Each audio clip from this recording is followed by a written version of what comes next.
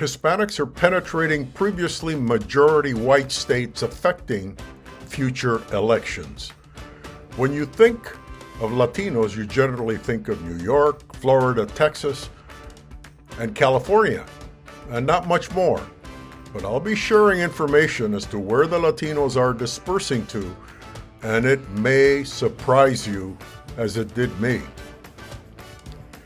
The Latino population has been dispersing across the United States for years, a reflection of where the nation's population is moving and where opportunities are located, according to the Pew Research Center, which is a highly respected research center that gives us information about things that are happening demographically in the United States, amongst other things.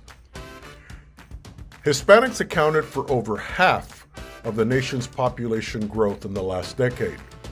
This is not just reflected in larger cities, but in mountain towns, southern neighborhoods, and Midwestern prairies.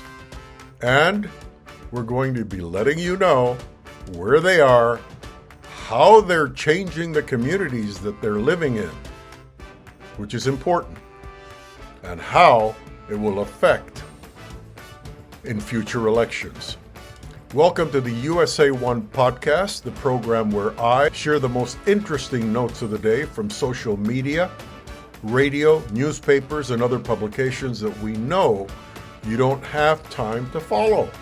I'm Juan Andres, also known as Senor USA. If you would like to view our programs, you can find us on the USA One podcast on iHeartRadio, Podbean, TuneIn, Alexa, and YouTube. And you can find us on social media as well. It's all easily accessible on your smartphone or any internet-compatible device. As I continue narrating the program, I would want you to watch the clip showing how U.S. businesses send representatives down to Mexico to recruit workers, which has been the business model for a long time. In my opinion, decades. Because we don't have a bracero-style program which is allowing workers, legal workers from abroad, from Mexico and Central America, to come to the United States legally. Well, this puts the businesses that need them in great difficulty. So they send representatives down to Latin America to entice them to come and work in the United States, Latino laborers. So they end up coming anyway, and they get employed within minutes when they get here. So this is a very controversial thing, because politically it's not the most delicate thing to say, but in the business world it's a necessity, and everybody criticizes it, but they put a blind eye, and it continues to this day. And that's why the video that you're going to be watching is so important, because it's an old video. It's not new, but nothing's changed. Absolutely nothing. The only thing is that nowadays they don't have documents to cross the border. They just come across, and a certain percentage of them get caught, and a certain percentage of them don't. And the jobs are filled anyway. Though a majority of Latinos, almost 70% of us Latinos, are U.S. born, you see Hispanics pursuing opportunity around the country. Oftentimes, immigrants are leading the way in terms of moving to places with new economic opportunities, for example. Hispanics have been in Montana since the early 1800s as fur traders, ranchers, rail workers, and laborers in beet fields. Idaho's population grew by 17%. Now, these are states where you don't expect that much of a growth. 17% is a heck of a lot of people. But that's the growth of the state. The Latino population grew in Idaho by 36.1% in the last decade. More than double what the entire population of Idaho has grown. That's how desperately they need these employees. The Latino population in the Northeast has increased by 29% since 2010. A gain of about 2.1 million new Hispanic residents in that area. As the second largest racial and ethnic group in New Hampshire, Latinos were pivotal to the state's recent milestone. For the first time, the percentage of people of color reached double digits, with nearly 12% of the state's 1.38 million people identifying as Hispanics or non-white in the 2020 census count. So Latinos are all over. Vermont had the most Latino growth in the Northeast, with nearly 6,300 new Latino residents in recent years. Connecticut. Fairfield County in Connecticut is the most diverse of its 8 counties. It's also the state with the most Hispanics, with 205,301 Latino residents. There's also been movement from nearby Massachusetts. Latinos from the more urban, heavily Hispanic cities of Lawrence and Lowell also started moving to New Hampshire for employment opportunities and more affordable housing. Now, these Latinos are Dominicans and Puerto Ricans. They are Puerto Rican and Dominican descent or Caribbean descent, who settled mostly in Nashua and Manchester and Hillsborough counties, where they're concentrated, where more than half of the state's Latinos live. The first group of Hispanics to immigrate to New Hampshire were from Uruguay, South America. If you don't know where Uruguay is, it's a little past Brazil. And they came about 40 years ago to work in the textile mills. They were recruited here because of their experience working in textile mills, and they were looking for people with the experience, and they found them in Uruguay and invited them to come to the United States.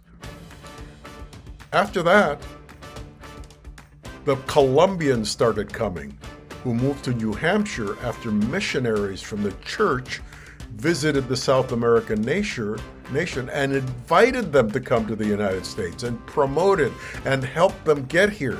The missionaries from the local religions, the churches. So this is complex. It's not just 100 politicians yelling at each other. It's very complex, and the citizenship has one idea of how they want the country to grow and what needs it has, and the politicians have another. But Latinos are coming anyway. Texas is the state with the largest absolute growth of Latinos in the last decade, almost 2 million more than in 2010. And that has pushed the number of Hispanics in the state, which was once a part of Mexico, along with 9 other states in the southwest of the United States, and some are in the Midwest, to being nearly even with non-Hispanic whites. In other words, in that state area, it's almost 50-50. That's how much. But then they were there long before it became the United States. So the Latino population in Arizona, Oklahoma, New Mexico, and Texas grew by 19.6% over the last decade. This is fascinating to me because, honestly, when you think of Latinos, you think they're in New York. Well, there's Puerto Ricans in New York, and Cubans in Florida, and Mexicans in Texas and California. You never imagine that this is going on all throughout the United States, all over the place. And here we are fighting one another, and don't let them come, and they shouldn't be in the nation, and don't give them citizenship, and they don't pay taxes, which is all not true because these employers pay them and collect Social Security and taxes from them, which they never use. Most of them go back to their country and leave the Social Security wealth here for us Americans to use. It's extra money. It helps us. So Mexican Americans are the border state's largest Latino group, obviously, born here, including families who have been there longer than Texas has been a state. But in 2000, 17% of Texas Latinos were not of Mexican descent. And they weren't born in Texas, according to the Pew Research Center. And, Pew puts out some pretty meaningful information. This isn't gibberish. In the last 2 decades, a growing number of Texas Hispanics have included Salvadorans, people from Salvador, Puerto Rico, Cubans, people who tie their origins to Spain, and many South Americans, all drawn by the state's booming economy, the tech hubs, and the proximity to the Mexican border because they like the culture. They like to go back and forth between Texas and Mexico. It makes them feel comfortable and it reminds them of home. In Georgia, Latinos are the 3rd largest racial and ethnic group, now at 1.1 million, according to the 2020 census. Now that's a state that most people think are only whites and blacks. Oh no, there's even Asians there. There's a big Asian community, but this program is about Hispanics and the growth of Hispanics.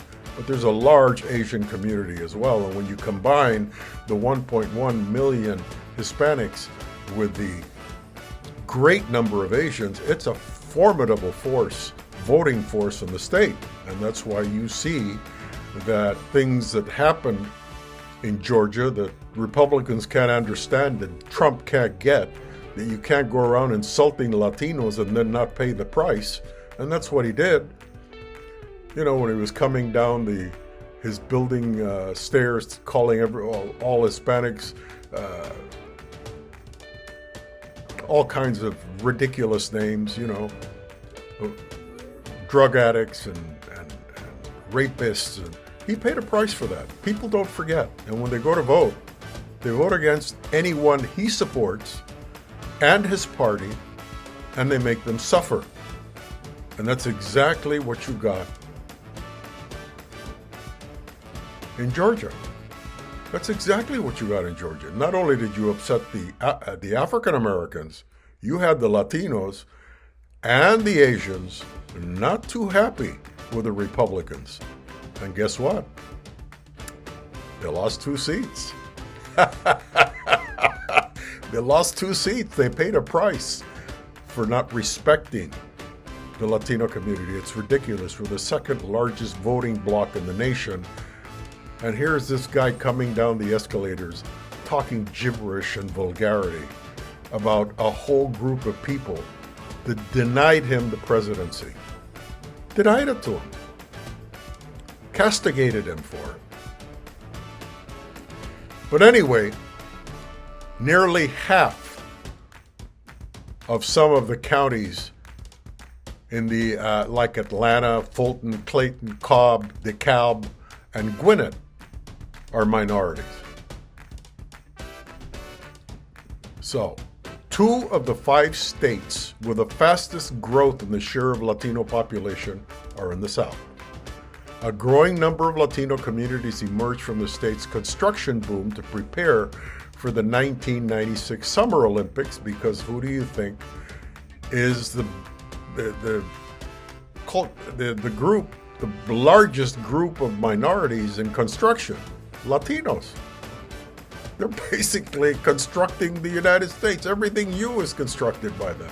Latinos also settled in the area after the poultry companies recruited them from Texas, California, and here we go, northern Mexico. Now, come on, folks.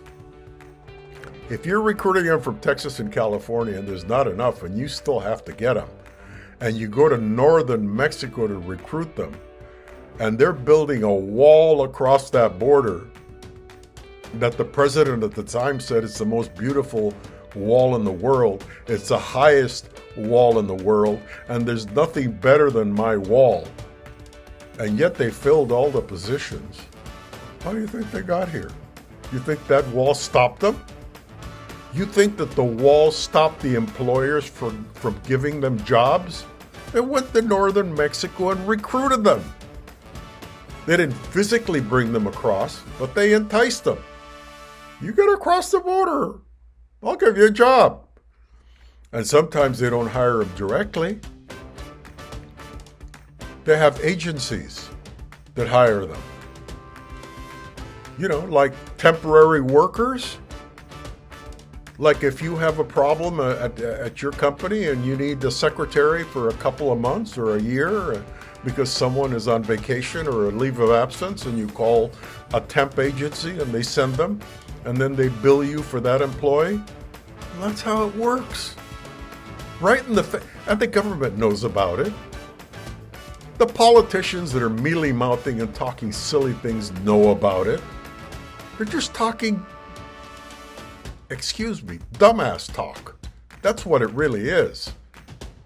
It's dumbass talk because they're lying to their constituents just for political reasons, because most of like the Trump followers, they don't like the idea of immigrants coming in. Well, did you know that Trump had illegal immigrants at one time working at Mar-a-Lago? Duh! He did. I'm not saying there were a ton, and I'm not saying they didn't get rid of them when he became president and he cleaned everything up and that everything was run smoothly from there on in. But there was a time when there were some sneak through and they were working there from the gossip I hear. So in any case, all I'm trying to say, folks, is let's get real. These American companies, red, white, and blue, red-blooded American companies need workers, and when they can't find them in the country, they go bring them from wherever they can to keep the economy running so you can live in the richest country in the world. You're not going to let everything go apart because 100 million people don't like it anymore, and then all of a sudden become a third world country and we all suffer. That's not going to happen. This is the greatest country in the world because these people know what they're doing. We don't know what we're doing, going in the street yelling silly things, and our politicians pleasing us by lying to us, because that's what they're doing, lying to you when they know damn well that this is happening and that this wall, this beautiful, great, grandiose wall won't stop anything. So anyway, they recruit them from northern Mexico. And while, let's say, the Atlanta metro area is flourishing with a business hub that has drawn Latino professionals, not only laborers, professionals, they're recruiting professionals and business owners. North Dakota, you ready for this? Now, you wouldn't ever dream of that. North Dakota had the highest rate of Hispanic population growth in all states. 50. Boom. It had 148% increase over the last decade. How do you like that? That's a state that's got to get you. If you're sitting down, you're on the floor right now. What? 148? What? 100% is double. You know, if there's 10 whites and 10 Mexicans come in, well, that's 100%. 148% means there was more. Get the number, okay? Latino workers from around the country arrived amid the last decade's oil and construction boom. Counties in western North Dakota, where the Bakken oil field is, saw much of the Latino growth. The county of McKenzie led with an over 1,000% increase, a major jump of Latinos since 2010. Now, that increase of 148 is the whole state. That one county had over 1,000% increase. That means that for every non-minority, there were 10 Latinos coming in.